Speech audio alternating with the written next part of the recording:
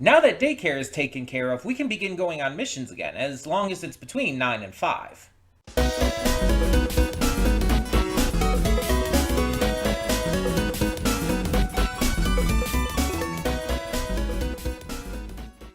Hey everyone, welcome to Princess Gay. I'm your host Connie, and today we begin.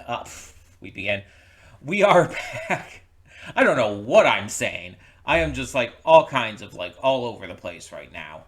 I had a big lunch, bigger than I was expecting, because I have a really bad time like analyzing how much food is too much. If that wasn't clear. Um, but I am a mess. But I might be a little off because of that. I don't know how else to put it other than I might be a little food drunk right now. I'm a little loopy because I had a lot of food. It was good food, mind you. Had some chicken tenders with some broccoli and a couple cheese sticks, which was really nice. Really good food. Just ended up making a little bit more of it than I need, and I'm pretty stuffed. I know, random. You didn't come here to hear me talk about my lunch and everything, but I'm just trying to explain why I might seem a little loopy right now. Either way, so last time, yeah, last episode was all about getting Miri into daycare, which was an entire ordeal because apparently Japan's daycare standards and practices are notably different than they are here in America, at least to my knowledge, at least I guess back when I went to daycare and everything. Because it's like here in America, we just have, daycare centers. You just go to the daycare center, get your child signed up for it, you're good to go. I'm sure there's paperwork to be filled out and everything, of course. Like, you have to, like, probably be approved, but I doubt it's going to be, like, any kind of big process. And I don't think you have to go to, like, the state to get anything approved in that regard. Um, but yeah, I assume pretty simple. You just also have to pay them and shit. Which, I mean, mind you, we know Kazuki and Ray can do, so that's not an issue here. But yeah, it's just there was more steps to it here than I expected. But it is taken care of. We had to deal with, like, getting her the right clothes and making sure she's not kind of a pariah by the clothes that she gets. Although the mistake that Kazuki made, like getting all the fanciest clothes to try and make her look good on her first day of daycare, it's like it had good ideas to it. It's like he just wanted to make sure that like she looked good and wanted to make sure that other kids would see her as like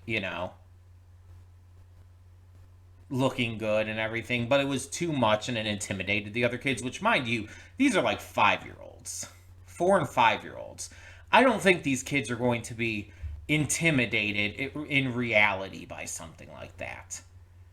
Like, in real life, I don't think a kid would be able to tell that the clothes are that fancy. The kid would just be like, oh, your dress is pretty, or oh, I like your suspenders, or whatever the fuck. But like in real life, a 4 or 5-year old would not be able to tell. So it's like it's exaggerated a little bit for the effect of the episode and everything. I feel like the parents' reactions, like the mothers who were clearly fawning over Kazuki a bit and noting how that there were two fathers and everything, like that reaction I feel is very real. The text gossip and everything, I feel like that's very real. But the other kids would not be intimidated by her clothes and would not be like, oh, we can't play with her because her clothes are going to get dirty and everything. No. No, kids are not going to be thinking about that. Um, but it was more like to kind of, I guess, teach a lesson to Kazuki about like how to raise a kid like in a normal way and everything because he's still learning. Ray is definitely still trying to figure shit out.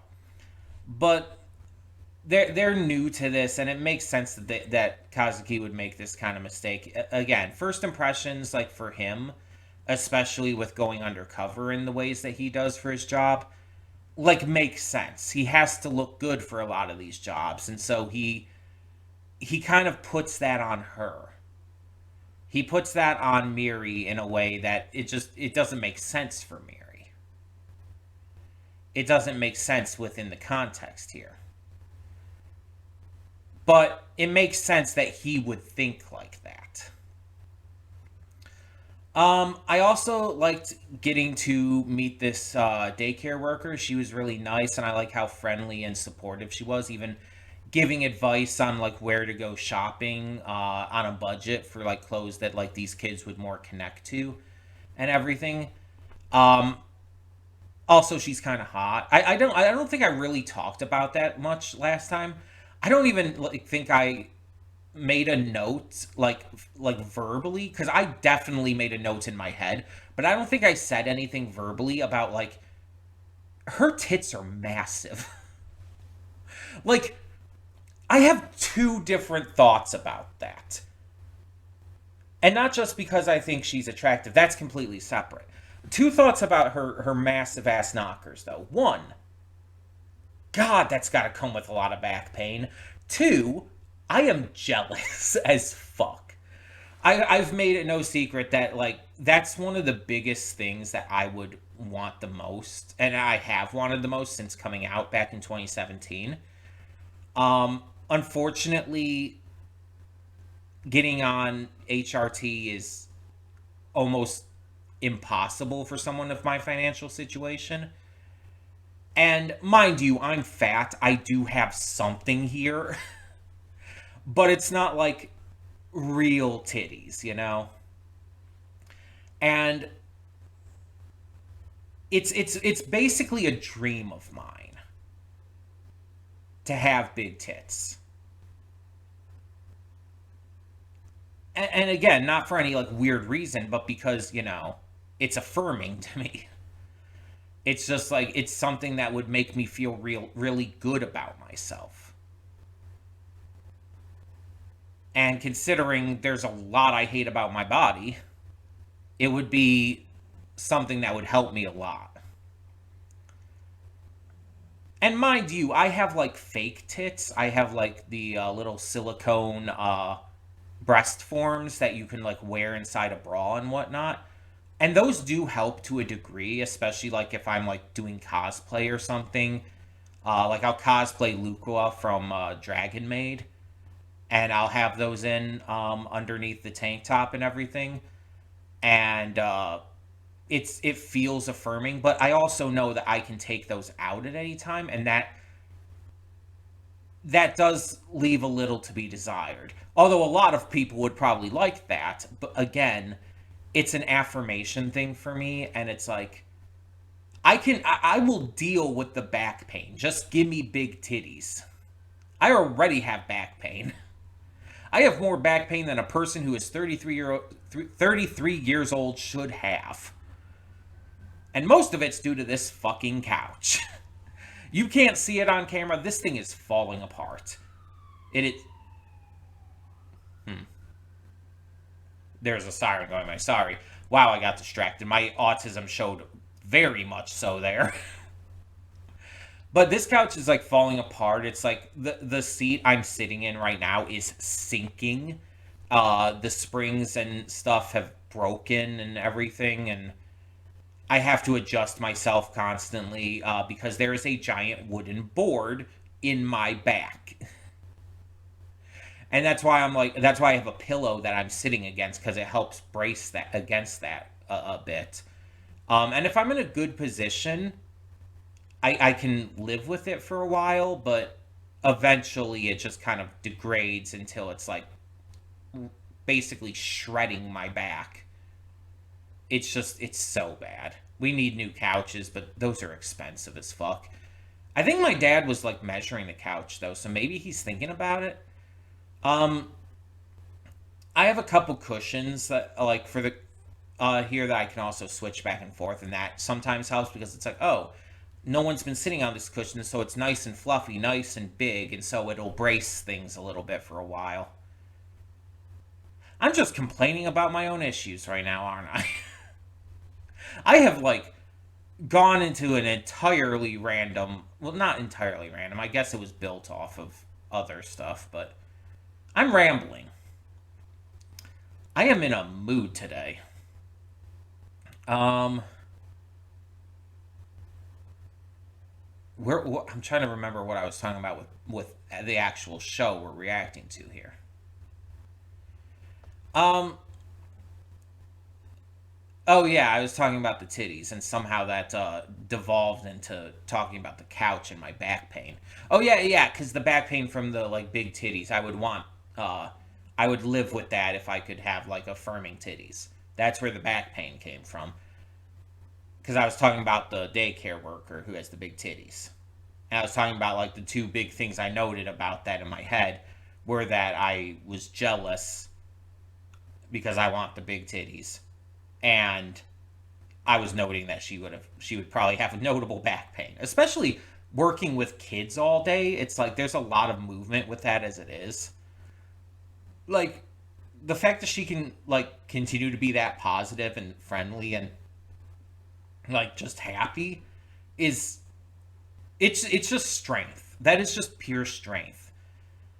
And this goes for any man, woman, or NB who can do this, who like will like spend all their time either working at daycare or just spend all their time with their own kids, or like their siblings' kids or friends' kids or whatever have you, and who will like do all of this and just be able to like, despite all like kinds of pains they might have, despite all like the exhaust, despite like if it is someone with like big tits, their physical pains from that, the fact that anyone can like go through that kind of stuff and retain this friendly, happy-go-lucky, like just really kind mood towards others on a regular basis is just absolute strength, and it's something we should without question like be really like proud of them for. I think that's awesome. I think that's awesome. Um but yeah, I hope we get to see her more, just because it's like she seems like a really nice character, and I want to see her interact with Miri more. I don't want this to become like Spy Family though, like I've talked about in the past. I don't want the school stuff in this case, the daycare stuff, to overwhelm this series. That was one of my biggest issues with Spy Family, and I don't think we really need to show too much of that. Like once in a while, we can show a little bit of it, but I don't want it to become like the focus, you know. So I guess we'll see how it goes. We'll see what happens, and hope for the best on that front.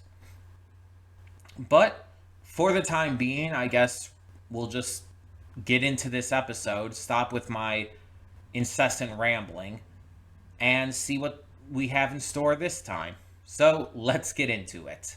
Hold up just a sec. Before you click that link down in the description below to get to today's video, I want to remind you of all the awesome content we have both on this channel and the Princess of Gaming channel. Let's check it out.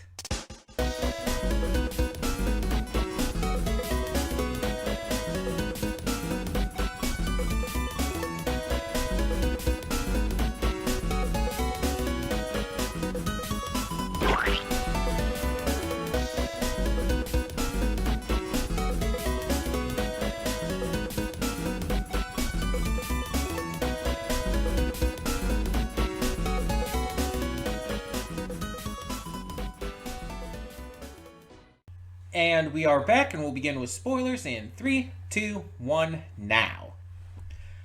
So this is the kind of episode that on top of just, having the revelations, having Q, figure things out, having everything kind of like connect and everything.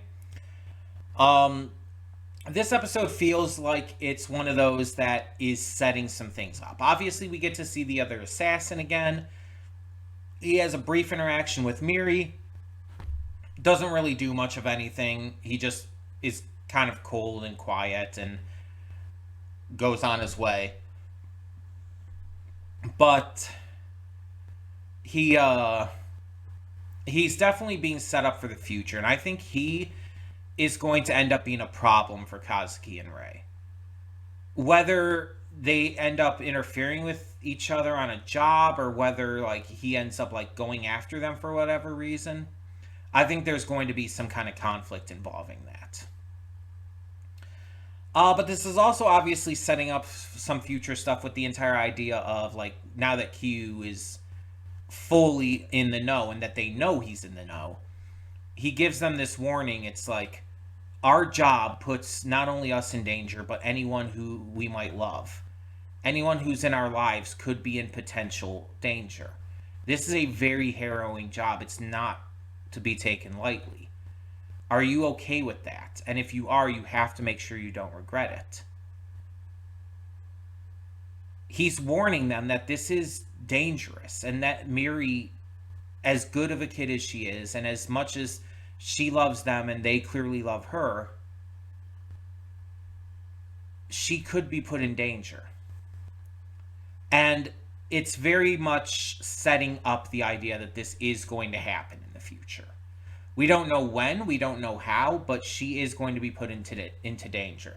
And I'm not talking about like in episode 2 or whatnot, where she's in the middle of like getting involved in their job or anything like that, or even in episode 1. I'm not talking like that, where she just like is being a, chaotic gremlin, accidentally getting into things. I'm talking more like she might be targeted by someone who does find out, someone who maybe wants revenge for what they've done. It's going to end up causing a problem. And I think that might be what at least this season is going to build to. Again, I still don't know if this is going to have anything more to it after this. And do not tell me at this point, because I have no idea how this ends, and I want to kind of find out just by watching. But yeah.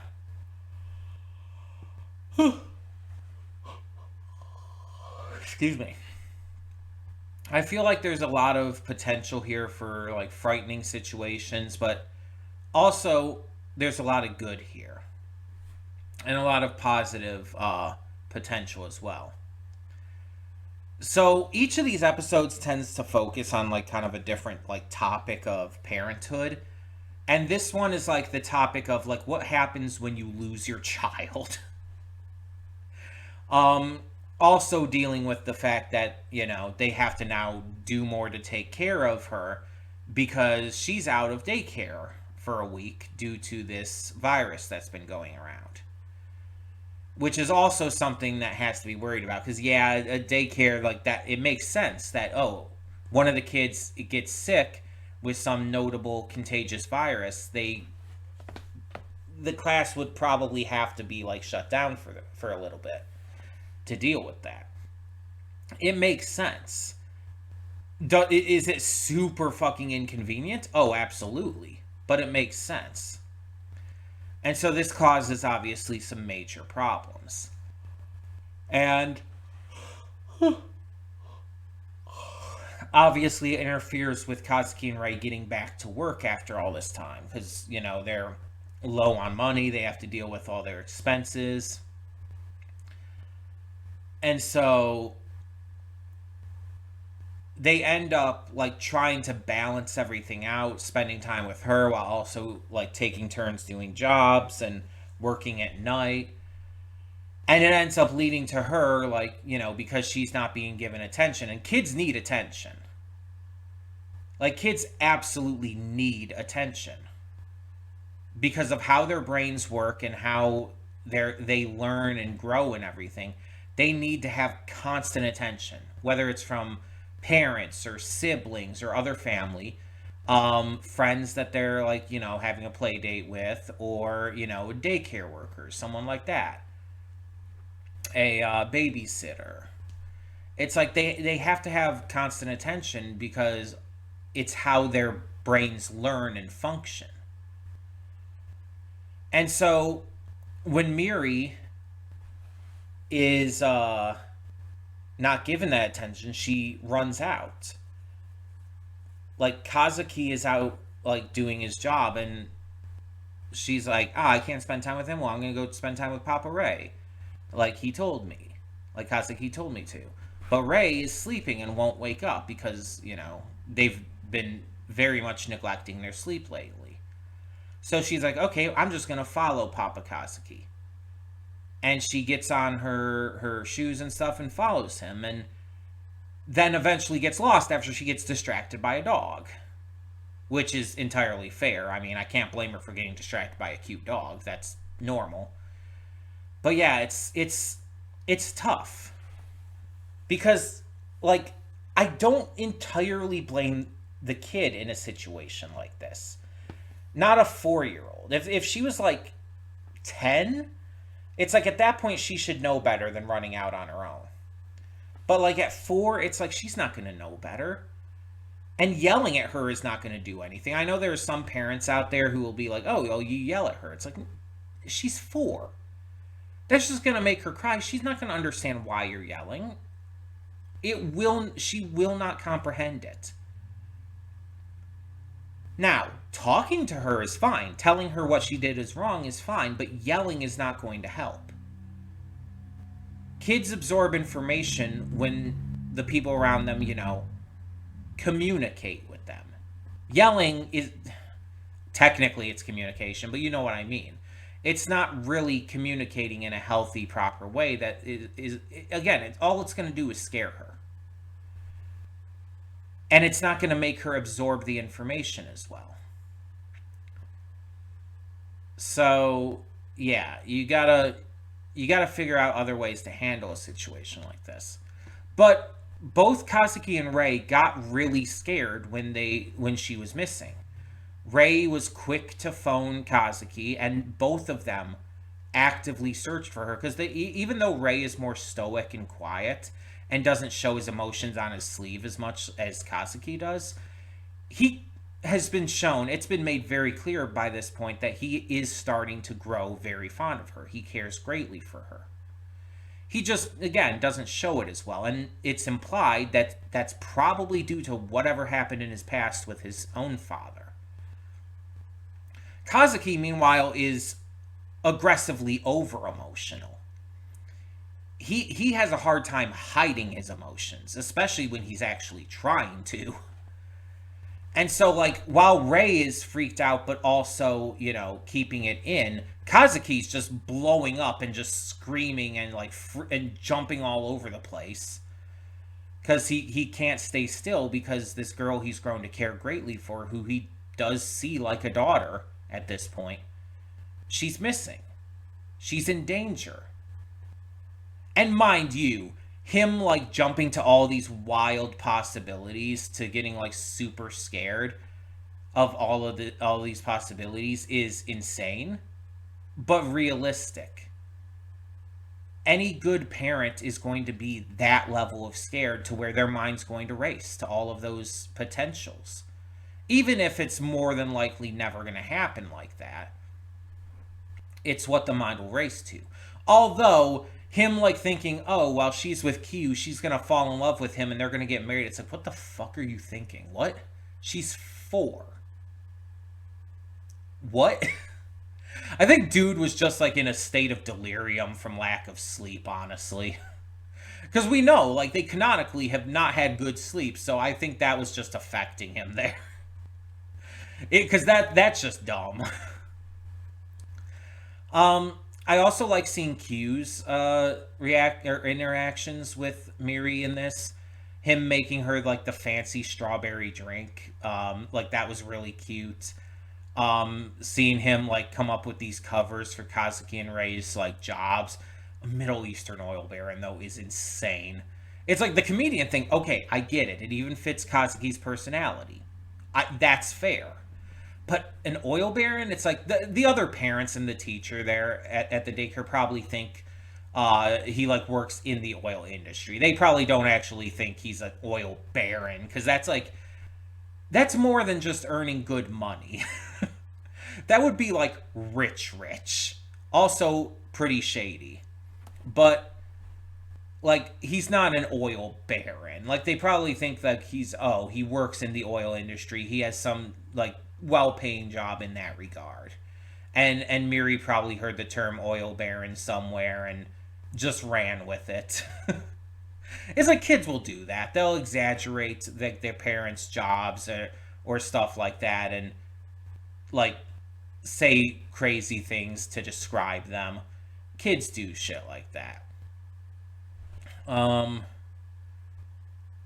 but yeah, it was really fun, anyways. Also, this is like kind of a little random thing, but it relates going back to the drink and everything. Am I the only one who finds it incredibly satisfying to see like a bartender mixing a drink in anime? Like whether it be like something like Death Parade or the actual series Bartender, it's like it feels like every time I've seen like a drink actually being mixed in an anime, it just is so satisfying. The sounds, the visuals, it just looks so good. Maybe I'm just an alcoholic. I mean, I'm not. I actually don't drink that often. But maybe I just like alcohol too much because it looks good. Though, of course, it wasn't even alcoholic here, of course. It was just like soda water with strawberry and cream. It's like that's super simple. But it's like I don't know, it's just the visuals and sounds of it that are just like really effective to me and I don't know why. It's kind of the same thing as like when you see like really good quality looking food in anime. It's just like that satisfying like excitement you get when you see that. It's like, "Oh, I would eat the shit out of that." It's kind of like the same thing for me with that. It just makes me it makes me thirsty and want a good mixed drink, you know? Like I've had so many good ones throughout the years. It's like I tend to like stuff like grasshoppers or old fashions or just various things like that. I, I I I don't know all the names for everything, but yeah, I'm uh I'm just really a fan of that. So there you go. But yeah, Q knowing now and like kind of telling them it's like they got to be careful with this is just like yeah, obviously. I'm sure they very much thought a lot about that and they are taking it seriously. But yeah, it's like I don't know if Q knew like everything right from the start or if he just put everything together the more he saw and whatnot. But yeah, it's like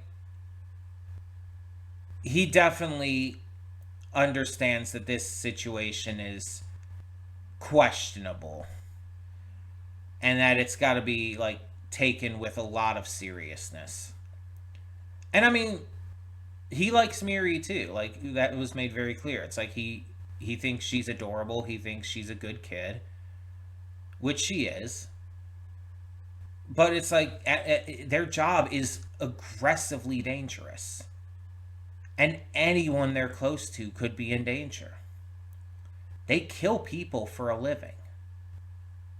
And yeah, it's usually, pretty bad people. Like, they usually don't target, like, just innocents. But still, it's. They could be targeted, and that means their loved ones could be. So they have to make sure that Miri will be safe. And that could be very dangerous. That could be very troublesome. That could be very hard to do. So it's definitely setting up for, like I said, some future conflicts. Because it's like this show, while it focuses a lot on this, cutesy friendly stuff, there's also a lot of stuff happening in the background. We've already, again, seen multiple, like, jobs they've taken on, and we've seen people be killed. And it's just like, this is very serious, and we need to take it seriously. So yeah, I really enjoy what this episode kind of sets up, how it like handles things, and just the cute, fun stuff that we get in the episode proper. But tell me in the comments below, what did you think of this episode of Buddy Daddies? Let me know, and thank you as always so much for tuning in. For now, I'm Connie and I'm signing off. See y'all next time.